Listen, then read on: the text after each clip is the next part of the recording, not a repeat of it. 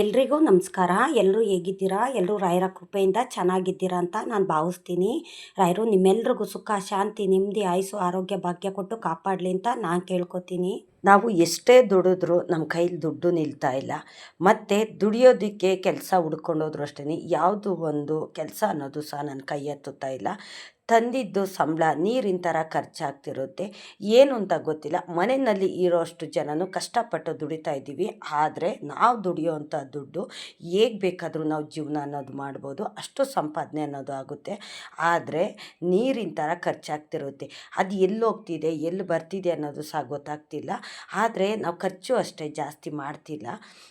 ತುಂಬ ದುಡ್ಡು ಅನ್ನೋದು ಖರ್ಚಾಗ್ತಿದೆ. ಮತ್ತು ದುಡ್ದಿದ್ದಂಥ ದುಡ್ಡು ನಮ್ಮ ಕೈಯಲ್ಲಿ ನಿಲ್ತಾ ಇಲ್ಲ ಅಂತ ಸುಮಾರು ಜನ ಹೇಳ್ತಿರ್ತಾರೆ. ಮತ್ತು ರಾಯರು ನಮ್ಮ ಮನೆಯಲ್ಲಿ ಇದ್ದಾರೆ ಅಂತಂದರೆ, ದೈವಿಕ ಶಕ್ತಿ ನಮ್ಮ ಮನೇಲಿ ಇದೆ ಅಂತಂದರೆ ರಾಯರು ಈ ಥರ ಸೂಚನೆನ ನಮಗೆ ಕೊಡ್ತಾರೆ. ಏಕೆ ಅಂತಂದರೆ, ನಾವು ಕಷ್ಟಪಟ್ಟು ದುಡ್ದಿದ್ದಂಥ ದುಡ್ಡು ನಮ್ಮ ಕೈಲಿರಬೇಕು. ನಾವು ಏನೇ ಒಂದು ಕೆಲಸಕ್ಕೆ ಒಂದು ದುಡ್ಡು ಹಣಕಾಸು ಅನ್ನೋದು ಹಾಕಿದ್ರು ಅಷ್ಟೇ ಅದು ಸ್ಥಿರವಾಗಿ ಇರಬೇಕು.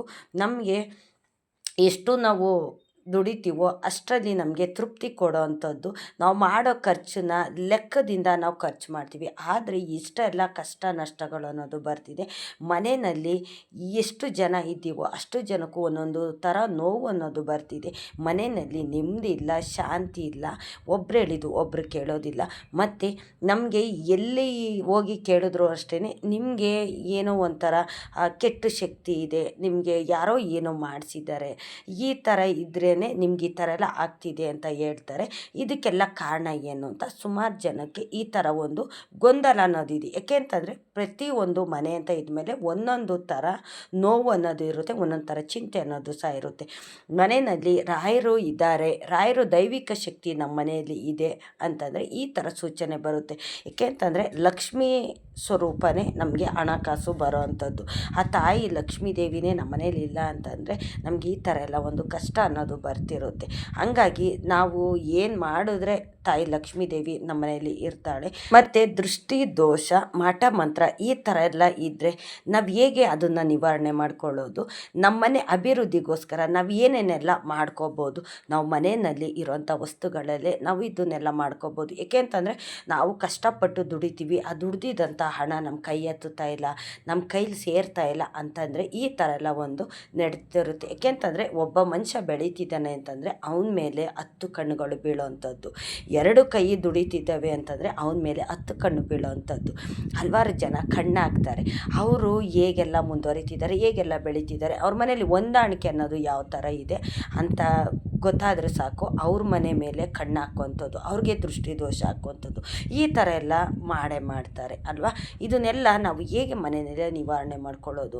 ದೇವರು ಸ್ಥಿರವಾಗಿ ನಮ್ಮ ಮನೆಯಲ್ಲೇ ಇರಬೇಕು ಅಂತಂದರೆ ನಾವು ಯಾವ್ಯಾವ ಕೆಲಸ ಮಾಡಿದ್ರೆ, ಯಾವ ಥರ ನಮ್ಮನೆ ನೋಡಿಕೊಂಡ್ರೆ ನಮ್ಮನ್ನೇ ಸುಧಾರಿಸುತ್ತೆ, ನಮ್ಮನೆ ಎಲ್ಲರ ಥರನೂ ಚೆನ್ನಾಗಿರುತ್ತೆ ಅಂತ ನಾವು ಹೇಗೆ ನೋಡ್ಕೊಳ್ಳೋದು ಅಂತಂದರೆ, ಸುಮಾರು ನಮಗೆ ತಪ್ಪುಗಳನ್ನೋದು ನಾವು ಮಾಡ್ತಾ ಇರ್ತೀವಿ. ಯಾಕೆ ಅಂತಂದರೆ, ನಮ್ಮ ಜ್ಞಾನನೇ ಬೇರೆ ಕಡೆ ಇರುತ್ತೆ. ಮನೆ ಸಂಸಾರ ನಡೆಸೋದಾಗಿರ್ಬೋದು, ಇಲ್ಲ ನಾವು ಹೊರಗಡೆ ಹೋಗಿ ದುಡಿಯೋದಾಗಿರ್ಬೋದು, ಈ ಥರ ನಮ್ಮ ಜ್ಞಾನ ಅರ್ಧೋಗ್ತಿರುತ್ತೆ. ಆದರೆ ನಮ್ಮ ಮನೆ ಮೇಲೆ ಬೀಳ್ತಾರೋಂಥ ದೃಷ್ಟಿ ಆಗಿರ್ಬೋದು, ಬೇರೆಯವರು ಏನೋ ಒಂದು ಮಾಡಿಸೋದಾಗಿರ್ಬೋದು, ನಮ್ಮ ಮನೆ ಅಭಿವೃದ್ಧಿ ಆಗ್ತಾಯಿಲ್ಲ ಅಂತಂದ್ರೂ ನಾವು ಕಷ್ಟಪಟ್ಟು ದುಡಿತಾ ಇರ್ತೀವಿ. ಮನೇಲಿರೋ ಅಷ್ಟು ಜನ, ಈಗ 4-5 ಜನ ಇದ್ದಾರೆ ಮನೇಲಿದ್ದರೆ ಅಷ್ಟು ಜನನೂ ದುಡಿತಿರ್ತಾರೆ. ಅಷ್ಟು ಜನ ದುಡ್ದಿದ್ದು ದುಡ್ಡು ಎಷ್ಟಾಗುತ್ತೆ, ಹೇಗೆಲ್ಲ ಜೀವನ ಮಾಡ್ಬೋದು. ಆದರೆ ಒಬ್ಬರು ದುಡ್ದಷ್ಟು ದುಡ್ಡು ಮಾತ್ರ ನಮ್ಮ ಕೈಲಿ ಇರ್ತೈತೆ. ಆ ಥರ ಒಂದು ಕಷ್ಟ ನೋವು ನಾವು ಅನುಭವಿಸ್ತಾ ಇದ್ದೀವಿ ಅಂತ ಸುಮಾರು ಜನಕ್ಕೆ ಈ ಥರ ಒಂದು ನೋವಿದೆ. ಇದನ್ನೆಲ್ಲ ನಾವು ಹೇಗೆ ನಿವಾರಣೆ ಮಾಡ್ಕೊಳ್ಳೋದು, ಯಾವ ರೀತಿ ನೋಡ್ಕೊಳ್ಳೋದು ಅಂತಂದರೆ, ರಾಯರು ನಮ್ಮ ಮನೆಯಲ್ಲಿ ಇದ್ದಾರೆ ಅಂತಂದರೆ, ತಾಯಿ ಲಕ್ಷ್ಮೀ ದೇವಿ ನಮ್ಮ ಮನೆಯಲ್ಲಿ ಇದ್ದಾರೆ ಅಂತಂದರೆ ಹಲವಾರು ಸೂಚನೆಗಳನ್ನೋದನ್ನು ನಮಗೆ ಕೊಡ್ತಾರೆ. ನಾವು ಆ ಸೂಚನೆ ಪ್ರಕಾರ ನಾವು ಆ ದಾರಿನಲ್ಲಿ ಹೋಗಬೇಕು. ನಾವು ಅರ್ಥ ಮಾಡಿಕೊಂಡು ನಮ್ಗೆ ಈ ಥರ ತಪ್ಪಾಗ್ತಿದೆ, ನಮ್ಮಿಂದ ಈ ಥರ ಆಗ್ತಿದೆ, ನಮಗೆ ಏನೋ ಈ ಥರ ಆಗ್ತಿದೆ ಅಂತಂದರೆ ಇದಕ್ಕೆ ಏನು ಪರಿಹಾರ, ಅದನ್ನು ನಾವು ಕಂಡುಕೊಂಡು ನಾವು ಆ ಪರಿಹಾರನ ಮಾಡ್ಕೋಬೇಕು. ಆ ಪರಿಹಾರ ಮಾಡ್ಕೊಳ್ದಿರ ನಾವು ಹಾಗೆ ಬಿಡ್ತು ಅಂತಂದರೆ ತುಂಬ ಕೆಟ್ಟದಾಗುತ್ತೆ. ಮತ್ತು ನಮ್ಮ ಮನೆ ಅಭಿವೃದ್ಧಿನೂ ಅಷ್ಟೇ, ನಾವು ಏಳಿಗೆ ಹೇಳ್ತೀವಲ್ಲ ಅವು ಏಳಿಗೆ ಆಗ್ತಿರೋದಿಲ್ಲ. ಇದನ್ನೆಲ್ಲ ಹೇಗಪ್ಪ ನಾವು ನೋಡ್ಕೊಳ್ಳೋದು ಅಂತಂದರೆ, ಅಮಾವಾಸ್ಯೆ ಹುಣ್ಣಿಮೆಯಲ್ಲಿ ಬಿಳಿ ಸಾಸಿವೆ ಬರುತ್ತಲ್ಲ, ಆ ಬಿಳಿ ಸಾಸಿವೆನ ನೀವು ಮನೆಯಲ್ಲಿ ಸಾಂಬ್ರಾಣಿ ರೂಪದಲ್ಲಿ ನೀವು ಮನೆಗೆಲ್ಲ ಮೂಲೆ ಮೂಲೆಗೂ ತೋರಿಸಿ. ಆವಾಗ ಯಾವುದೇ ಒಂದು ದುಷ್ಟಶಕ್ತಿ ಆಗಿರ್ಬೋದು, ಕಣ್ಣು ದೃಷ್ಟಿ ಆಗಿರ್ಬೋದು, ಇದ್ಯಾವುದು ನಿಮ್ಮ ಮನೆ ಮೇಲೆ ಬೀಳೋದಿಲ್ಲ. ಇದು ನಾನು ಸುಮಾರು ವೀಡಿಯೋದಲ್ಲಿ ಹೇಳ್ತೀನಿ. ಇದು 100ಕ್ಕೆ 100ರಷ್ಟು ಸತ್ಯ. ಏಕೆ ಅಂತಂದರೆ ಬಿಳಿ ಸಾಸಿವೆಗೆ ಅಷ್ಟು ಪವರ್ ಅನ್ನೋದಿದೆ. ಸಾಂಬ್ರಾಣಿ ಜೊತೆ ಸೇರಿಸಿ ನೀವು ವಾರ ನೀವು ಮಂಗಳವಾರ ಶುಕ್ರವಾರ ಇಲ್ಲ ವಾರಕ್ಕೆ 2 ಸತಿ ಈ ಥರ ಮನೆಗೆಲ್ಲ ಮೂಲೆ ಮೂಲೆಗೂ ಒಂದು ಹೊಗೆ ಅನ್ನೋದು ಕೊಡಿ, ತುಂಬ ಒಳ್ಳೆಯದಾಗುತ್ತೆ. ಇನ್ನು ತಾಯಿ ಲಕ್ಷ್ಮೀ ದೇವಿ ನಮ್ಮ ಮನೆಯಲ್ಲಿರಬೇಕು, ಹಣಕಾಸು ನಮ್ಮ ಕೈ ಹತ್ತಬೇಕು, ಹಣಕಾಸು ನಾವು ದುಡ್ದಿದಂಥ ದುಡ್ಡು ನಮ್ಮ ಕೈಯಲ್ಲಿ ಇರಬೇಕು ಅಂತಂದರೆ ತಾಯಿ ಲಕ್ಷ್ಮೀ ದೇವಿ ಒಲ್ದು ಬರಬೇಕು. ಆಕೆ ಆಶೀರ್ವಾದ ಇದ್ರೇ ನಮಗೆ ಒಳ್ಳೆಯದಾಗಿ ಮಾಡೋಕ್ಕಾಗೋದು. ಈಗ ನಾವು ದೇವ್ರ ಮನೆಗೆ ಹೋಗ್ತೀವಿ, ದೇವ್ರ ಮನೆಯಲ್ಲಿ ಸುಗಂಧ ಅನ್ನೋದು ಬರ್ತಿರುತ್ತೆ. ದೇವ್ರಿಗೆ ದೀಪ ಹಚ್ಚುತ್ತೀವಿ, ದೇವ್ರ ದೀಪ ಉರಿಯೋದು ಅಷ್ಟೇ. ನಾವು ಒಳ್ಳೆ ಎಣ್ಣೆ ಹಾಕಿದ್ರೂ ಆದರೆ ಚೆನ್ನಾಗಿ ಉರಿತಿರೋದಿಲ್ಲ. ಏಕೆ ಅಂತಂದರೆ ಪ್ರಕಾಶಮಾನವಾಗಿ ಉರಿತಿರೋದಿಲ್ಲ. ಬತ್ತಿ ಚೆನ್ನಾಗಿಲ್ಲ, ಎಣ್ಣೆ ಚೆನ್ನಾಗಿಲ್ಲ, ಹಾರೋಗ್ತಿದೆ ಅಂತ ನಾವು ಹೇಳ್ತೀವಿ. ಇಲ್ಲ, ಅದು ಸುಮ್ಮನೆ ಆ ಥರ ಎಲ್ಲ ಆಗ್ತಿರೋದಿಲ್ಲ. ಮನೆಯಲ್ಲಿ ನಕಾರಕ ಶಕ್ತಿ ಇದೆ ಅಂತಂದರೆ, ಮನೆಯಲ್ಲಿ ನೆಗೆಟಿವ್ ಎನರ್ಜಿ ಇದೆ ಅಂತಂದರೆ ಮಾತ್ರ ಈ ಥರ ಎಲ್ಲ ಒಂದು ಆಗ್ತಿರುತ್ತೆ. ಮತ್ತು ನಾವು ಚೆನ್ನಾಗೇ ಇರ್ತೀವಿ, ಇದ್ದಕ್ಕಿದ್ದಂಗೆ ಕೈಕಾಲು ನೋವು ಬರೋವಂಥದ್ದು, ಇದ್ದಕ್ಕಿದ್ದಂಗೆ ಹುಷಾರು ತಪ್ಪುವಂಥದ್ದು, ಸುಸ್ತಾಗೋವಂಥದ್ದು, ಕೆಲಸ ಮಾಡೋದಕ್ಕೂ ಶಕ್ತಿ ಇರೋದಿಲ್ಲ, ಆ ಥರ ಆಗ್ತಿದೆ ಅಂತಂದರೆ ಅದು ಜನದ ದೃಷ್ಟಿ ಬಿದ್ದಿದೆ ಅಂತ. ಜನದ ಕಣ್ಣು ಬಿದ್ದರೂ ಸಾಕು ಈ ಥರ ಎಲ್ಲ ಒಂದು ಆಗ್ತಿರುತ್ತೆ. ಏಕೆ ಅಂತಂದರೆ ಒಬ್ಬರು ಬೆಳೆಯೋದು ಒಬ್ಬರು ಏಳಿಗೆನ ಸಹಿಸ್ಕೊಡೋದಿಲ್ವಲ್ಲ, ಹಂಗಾಗಿ ಈ ಥರ ಎಲ್ಲ ಆಗ್ತಿದೆ. ನೀವು ವಾರದಲ್ಲಿ 2 ದಿವಸ ಸ್ನಾನ ಮಾಡೋ ನೀರಿಗೆ ಸ್ವಲ್ಪ ಉಪ್ಪು, ಸ್ವಲ್ಪ ಗಂಜಲ, ಸ್ವಲ್ಪ ಅರಿಶಿನ ಇದನ್ನು ಸೇರಿಸಿ ನೀವು ತಲೆಗೆ ಸ್ನಾನ ಅನ್ನೋದನ್ನು ಮಾಡ್ಕೊಳ್ಳಿ. ವಾರದಲ್ಲಿ 2 ದಿವಸ ತಲೆಗೆ ಸ್ನಾನ ಮಾಡಿ.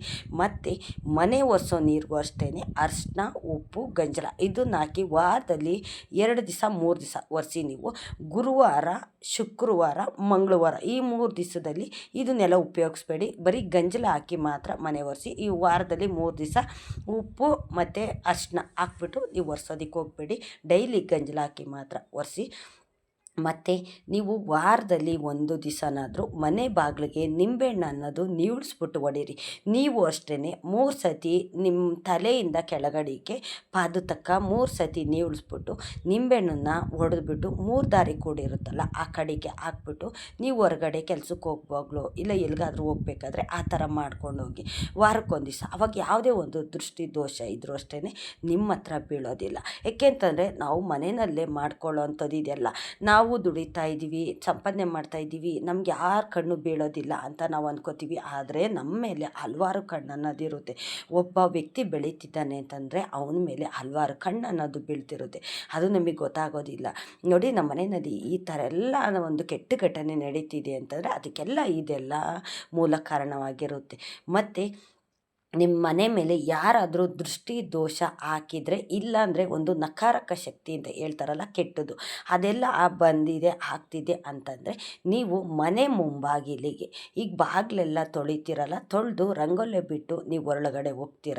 ನಂತರ ನೀವೇನು ಮಾಡ್ತೀರಾ ಅಂತಂದರೆ ಒಂದು ಜಗ್ಗಿಗೆ ನೀವು ಗಂಜಲ ಹಾಕ್ಕೊಳ್ಳಿ, ಸ್ವಲ್ಪ ದಪ್ಪುಪ್ಪು ಹಾಕ್ಕೊಳ್ಳಿ, ಸ್ವಲ್ಪ ಜಾಸ್ತಿನೇ ಹಾಕ್ಕೊಳ್ಳಿ, ಸ್ವಲ್ಪ ಅರಿಶಿನ ಹಾಕ್ಕೊಳ್ಳಿ, 3 ಮಿಕ್ಸ್ ಮಾಡಿಬಿಟ್ಟು ನಾವು ಬಾಗಿಲಿಗೆ ನೀರು ಚಿಮ್ಕಿಸ್ತೀವಿ ನೋಡಿ, ಈಗ ತೀರ್ಥ ಹಾಕ್ತಾರಲ್ಲ ಆ ಥರ ಒಂದು ಜಗ್ಗು ನೀರಿಗೆ ಇದನ್ನೆಲ್ಲ ಹಾಕ್ಕೊಂಡು ನೀವು ಬಾಗಿಲು ತೊಳೆದು ಒಳಗಡೆ ಹೋಗ್ತೀರಲ್ಲ, ಆವಾಗ ಅದನ್ನು ನೀವು ಮನೆ ಮುಂಬಾಗಿಲಿಗೆ ಚಿಮ್ಕಿಸಿ. ಇಲ್ಲ ಬೆಳಗ್ಗೆ ಸಂಜೆ ಯಾವಾಗ ಬೇಕಿದ್ರೂ ಹಾಕ್ಬೋದು. ಇದನ್ನು ಮಂಗಳವಾರ, ಶುಕ್ರವಾರ, ಗುರುವಾರ ಈ 3 ದಿವಸ ಹೊರತುಪಡಿಸಿ, ಅಂದರೆ 3 ದಿವಸ ಬಿಟ್ಟು ನೀವು ಬೇರೆ ದಿವಸದಲ್ಲಿ ಹಾಕಿ, ತುಂಬ ಒಳ್ಳೆಯದಾಗುತ್ತೆ. ಏಕೆ ಅಂತಂದರೆ ಮಂಗಳವಾರ, ಶುಕ್ರವಾರ, ಗುರುವಾರ ಯಾಕೆ ಹಾಕ್ಬಾರ್ದು ಅಂತಂದರೆ ಗುರುವಾರ ನಮ್ಮ ಜೀವನನ ರೂಪಿಸ್ಕೊಳ್ಳೋ ಅಂಥ ದಿನ, ರಾಯರ ವಾರ. ಆವತ್ತು ಉಪ್ಪನ್ನ ಮನೆಯಿಂದ ಹೊರಗಡೆ ತೊಗೊಂಡು ಬರಬಾರ್ದು, ಅರಿಶಿನ ಉಪ್ಪನ್ನ. ಹಂಗಾಗಿ ಮಂಗಳವಾರ, ಶುಕ್ರವಾರನೂ ಅಷ್ಟೇ ಉಪ್ಪನ್ನ ಮಂಗಳವಾರ, ಶುಕ್ರವಾರ ಮನೆಯಿಂದ ಆಚೆಗಡೆ ಯಾರಿಗೂ ಅಷ್ಟೇ ಕೊಡೋದಕ್ಕೆ ಹೋಗ್ಬಾರ್ದು. ಅರಿಶಿನೂ ಅಷ್ಟೇ ತಾಯಿ ಲಕ್ಷ್ಮಿ ಸಂಕೇತ. ನಾನು ಅದಕ್ಕೆ ಹೇಳೋದು, ಮನೆ ಮುಂಬಾಗಿಲಿಗೆ ಅರಿಶಿನ ತೋರಣ ಕಟ್ಟಿದ್ರೆ ತುಂಬ ಒಳ್ಳೆಯದಾಗುತ್ತೆ ಅಂತ. ಹಂಗಾಗಿ ವಾರದಲ್ಲಿ 3 ದಿವಸ ಅರಿಶಿನ ಉಪ್ಪನ್ನ ಮನೆಯಿಂದ ಹೊರಗಡೆ ಯಾರಿಗೂ ಕೊಡೋದಕ್ಕೆ ಹೋಗ್ಬೇಡಿ, ನೀವು ಸಹ ಮನೆಯಿಂದ ಹೊರಗಡೆ ತೊಗೊಂಡು ಹೋಗೋದಕ್ಕೆ ಹೋಗಬೇಡಿ. ಹಂಗಾಗಿ ಬೇರೆ ದಿವಸ ನೀವು ಇದನ್ನೆಲ್ಲ ಬಳಸಿ. ಇಷ್ಟನ್ನು ನಾವು ಮಾಡ್ಕೊತು ಅಂತಂದರೆ ಮನೆಯಲ್ಲಿ ಯಾವುದೇ ಒಂದು ಕಣ್ಣು ದೃಷ್ಟಿ ಆಗಿರ್ಬೋದು, ಇಲ್ಲ ಒಂದು ದುಷ್ಟಶಕ್ತಿ ಆಗಿರ್ಬೋದು, ನೆಗೆಟಿವ್ ಎನರ್ಜಿ ಅಂತ ಹೇಳ್ತೀವಲ್ಲ, ಕೆಟ್ಟದಾಗ್ತಿದೆ ಅಂತ ಹೇಳ್ತೀವಲ್ಲ, ಹಾಗಾಗಿ ಈ ಕೆಟ್ಟದಾಗೋದೆಲ್ಲ ಅಲ್ಲಲ್ಲೇ ನಿಲ್ತಾ ಇರುತ್ತೆ.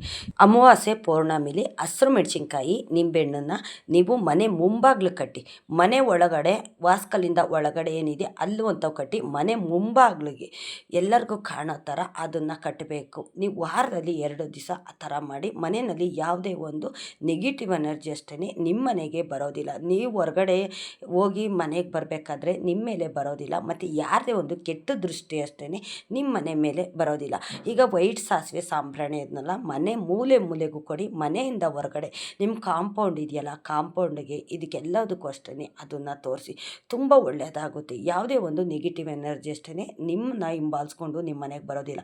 ಆ ಥರ ಇತ್ತು ಅಂತಂದ್ರೂ ಅಷ್ಟೇ ಇದನ್ನು ನಾವು ಹಾಕ್ತಿದ್ದಂಗೆ ವೈಟ್ ಸಾಸಿವೆನ ಅದೆಲ್ಲ ಹೊರಟೋಗುತ್ತೆ. ನಿಮ್ಮ ಮನೆ ಅಭಿವೃದ್ಧಿ ಮಾಡ್ಕೊಳ್ಳೋದಕ್ಕೆ ಇದೆಲ್ಲ ಒಂದು ಸೂಕ್ಷ್ಮೆ ಅಂತ. ಏಕೆಂತಂದರೆ ಭಗವಂತ ನಮಗೆ ಒಳ್ಳೆಯದನ್ನು ಮಾಡ್ತಾನೆ, ಅದೇ ರೀತಿ ಕೆಟ್ಟದ್ದು ಸಹ ಆಗುತ್ತೆ. ಈಗ ಒಳ್ಳೇದಿದ್ಮೇಲೆ ಕೆಟ್ಟದ್ದು ಇದೆಯಲ್ಲ, ಅದೇ ರೀತಿ ಒಳ್ಳೆಯದು ಹೇಗೆ ಕೊಟ್ಟಿದ್ದಾನೋ ಕೆಟ್ಟದನ್ನು ಓಡಿಸೋದಕ್ಕೆ ಅಂತಲೂ ನಮಗೆ ಹಲವಾರು ಸೂಚನೆ ಅನ್ನೋದನ್ನು ಭಗವಂತ ಕೊಟ್ಟಿರ್ತಾನೆ. ಇವೆಲ್ಲ ನಕಾರಕ ಶಕ್ತಿ ನೆಗೆಟಿವ್ ಎನರ್ಜಿ ನಮ್ಮ ಮನೇಲಿ ಇತ್ತು ಅಂತಂದರೆ ತಾಯಿ ಲಕ್ಷ್ಮೀ ದೇವಿ ನೆಲೆಸೋದಿಲ್ಲ.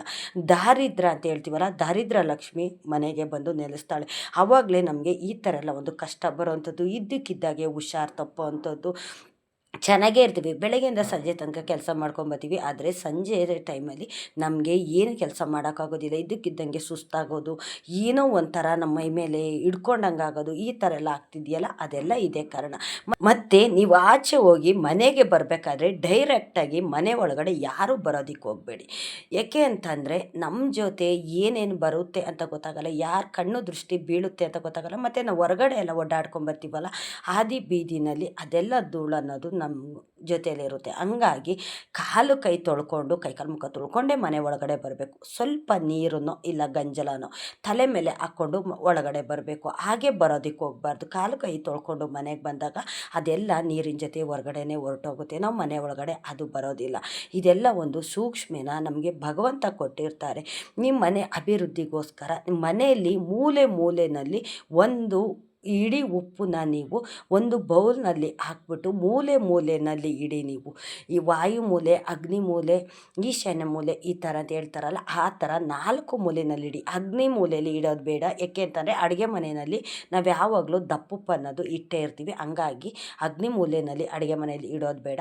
ಇನ್ನು 3 ಮೂಲೆಯಲ್ಲಿ ನೀವು ಒಂದು ಬೌಲಲ್ಲಿ ಇಡ್ತಿರೋ ಇಲ್ಲ ಒಂದು ಪ್ಲಾಸ್ಟಿಕ್ ಬೌಲ್ ಇರುತ್ತಲ್ಲ ಅದರಲ್ಲಿ ಇಡ್ತಿರೋ ಈ ಥರ ನೀವು ಇಡಿ. ನೀವು ಸ್ಟೀಲಲ್ಲೆಲ್ಲ ಇಡೋದಕ್ಕೆ ಹೋಗಬೇಡಿ. ಗಾಜು ಇಲ್ಲಾಂದರೆ ಒಂದು ಪ್ಲಾಸ್ಟಿಕ್ಕು, ಇದರಲ್ಲಿ ನೀವು ಒಂದೊಂದು ಇಡಿ ಉಪ್ಪನ್ನು ನೀವು ಮೂಲೆ ಮೂಲೆಯಲ್ಲೂ ಇಡಿ. ಅದನ್ನು 15 ದಿವಸಕ್ಕೊಂದ್ಸತಿ ಅದನ್ನು ತೆಗೀರಿ. ಏಕೆಂತಂದರೆ ದುಷ್ಟಶಕ್ತಿಗಳು, ಈಗ ನೆಗೆಟಿವ್ ಎನರ್ಜಿ ಮನೇಲಿ ಇದೆ ಅಂತಂದರೆ ಆ ಉಪ್ಪೆಲ್ಲ ನೀರಾಗಿಬಿಡುತ್ತೆ.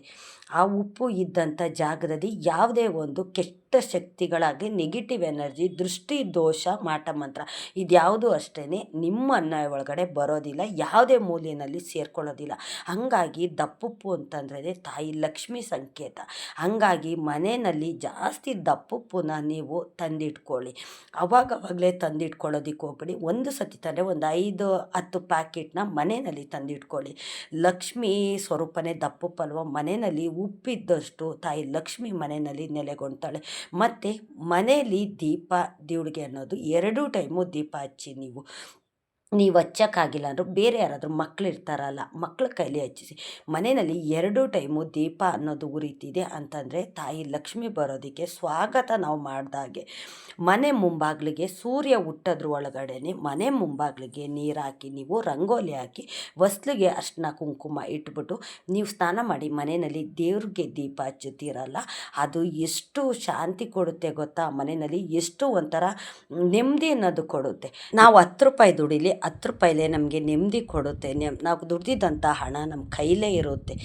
ಹೆಚ್ಚಾಗಿ ಖರ್ಚಾಗೋದಾಗಲಿ ಇಲ್ಲ ಒಂದು ವೆಚ್ಚ ಆಗೋದಾಗಲಿ ಈ ಥರ ಎಲ್ಲ ಒಂದು ಆಗೋದಿಲ್ಲ. ಮನೆಯಲ್ಲಿ ನೆಗೆಟಿವ್ ಎನರ್ಜಿ ಇದೆ ಅಂತಂದರೆ, ನಮ್ಮ ಮೇಲೆ ಇದೆ ಅಂತಂದರೆ ಈ ಥರ ಎಲ್ಲ ಒಂದು ಆಗ್ತಿರುತ್ತೆ. ಹಾಗಾಗಿ ನಾವು ಮನೆಯಲ್ಲೇ ಮಾಡ್ಕೊಳ್ಳೋ ಅಂಥದ್ದು ಇದೆಲ್ಲ ನಮಗೆ ಭಗವಂತ ಇದನ್ನೆಲ್ಲ ಕೊಟ್ಟಿದ್ದಾರೆ, ದೇವರೇ ಕೊಟ್ಟಿದ್ದಾರೆ. ನಿನ್ಗೆ ಯಾವುದಕ್ಕೆ ಏನು ಮಾಡ್ಕೋಬೇಕು, ಏನು ಮಾಡಿಕೊಂಡ್ರೆ ನಿನಗೆ ಪರಿಹಾರ ಆಗುತ್ತೆ, ಇದನ್ನೆಲ್ಲ ಸೂಚನೆ ಕೊಟ್ಟಿರ್ತಾರೆ. ಅದನ್ನೆಲ್ಲ ಕೆಲವರು ನಂಬ್ತಾರೆ, ಕೆಲವರು ನಂಬೋದಿಲ್ಲ. ಏಕೆ ಅಂತಂದರೆ ಇದನ್ನೆಲ್ಲ ಮಾಡಿಬಿಟ್ರೆ ನಮಗೆ ಒಳ್ಳೆಯದಾಗುತ್ತಾ ಅಂತ. ಹೌದು, 100ಕ್ಕೆ 100ರಷ್ಟು ಸತ್ಯ. ಮನೆ ಅಭಿವೃದ್ಧಿಗೋಸ್ಕರ, ನಮ್ಮ ಏಳಿಗೆಗೋಸ್ಕರ ನಾವು ಕಷ್ಟಪಟ್ಟು ದುಡಿತೀವಿ, ಕಷ್ಟಪಡ್ತಾ ಇದ್ದೀವಿ ಒಳ್ಳೆಯದು ಅಂತಂದಮೇಲೆ ಕೆಟ್ಟದ್ದು ಸಹ ಅದೇ ಥರ ಇರುತ್ತಲ್ಲ. ಈಗ ಒಳ್ಳೆಯದು ಅಂತ ಇದ್ಮೇಲೆ ಕೆಟ್ಟದ್ದು ಇರುತ್ತಲ್ಲ, ಹಂಗಾಗಿ ನಾವು ಅದನ್ನು ನಂಬಲೇಬೇಕು. ನಾವು ಮನೆಯಲ್ಲಿ ಇರೋವಂಥದ್ರಲ್ಲೇ ನಾವು ಮಾಡ್ಕೊಳ್ಳಬಹುದು ಇದನ್ನು. ಈ ಥರ ಎಲ್ಲ ಯಾರ ಮನೆಯಲ್ಲಿ ನಡೀತಿರುತ್ತೋ, ಯಾರು ಆ ಥರ ಎಲ್ಲ ಪಾಲಿಸ್ತಿರ್ತಾರೋ ಅಂಥವ್ರ ಮನೆಯಲ್ಲಿ ಸುಖ, ಶಾಂತಿ, ನೆಮ್ಮದಿ ಅನ್ನೋದು ಭಗವಂತ ಕೊಡ್ತಾನೆ. ನಾವು 100 ರೂಪಾಯಿ 10 ರೂಪಾಯಿ ದುಡಿಲಿ, 10 ರೂಪಾಯಿನೂ ನಮ್ಮ ಕೈ ಸೇರೋ ಅಂಥದ್ದು. ಒಳ್ಳೆಯವರು ಅಂತ 4 ಜನ ಇದ್ಮೇಲೆ ಕೆಟ್ಟವರು ಅಂತಲೂ 4 ಜನ ಇದ್ದೇ ಇರ್ತಾರೆ. ನಮಗೆ ದೃಷ್ಟಿ, ದೋಷ, ಮಾಟ ಮಂತ್ರ ಈ ಥರ ಎಲ್ಲ ಒಂದು ಮಾಡಿಸ್ತಿರ್ತಾರೆ. ಏಕೆಂತಂದರೆ ಅವರು ಬೆಳೆಯೋಕ್ಕಾಗೋದಿಲ್ಲ, ಬೇರೆಯವ್ರು ಬೆಳೆಯೋದನ್ನು ಸಹಿಸ್ಕೊಳ್ಳೋದಿಲ್ಲ. ಈ ಥರ ಎಲ್ಲ ಮಾಡಿದಾಗ ಒಬ್ಬ ಮನುಷ್ಯನ ಕಣ್ಣು ಬಿದ್ದರೂ ಸಾಕು, ಮನುಷ್ಯನ ಕಣ್ಣಿಗೆ ಮರ ಸಿಡೀತು ಅಂತ ಹೇಳ್ತಾರಲ್ಲ, ಹಂಗಾಗಿ ದೃಷ್ಟಿ ಅನ್ನೋದು ಹಾಕ್ಬಿಟ್ರೆ ನಮ್ಮ ಮನೆ ಏಳಿಗೆ ಆಗೋದಿಲ್ಲ. ಈ ಥರ ಎಲ್ಲ ನಾವು ಮಾಡಿಕೊಂಡ್ರೆ ನಮ್ಮ ಮನೆಗೆ ಒಳ್ಳೆಯದಾಗುತ್ತೆ, ನಮ್ಮ ಮನೆ ಅಭಿವೃದ್ಧಿನೂ ಆಗುತ್ತೆ. ಇಷ್ಟೊತ್ತು ನನ್ನ ವಿಡಿಯೋ ನೋಡಿದ್ದಕ್ಕಾಗಿ ತುಂಬ ಹೃದಯದ ಧನ್ಯವಾದಗಳು. ರಾಯರು ನಿಮ್ಮೆಲ್ರಿಗೂ ಸುಖ, ಶಾಂತಿ, ನೆಮ್ಮದಿ, ಆಯುಸ್ಸು, ಆರೋಗ್ಯ ಭಾಗ್ಯ ಕೊಟ್ಟು ಕಾಪಾಡಲಿ ಅಂತ ನಾನು ಕೇಳ್ಕೊತೀನಿ.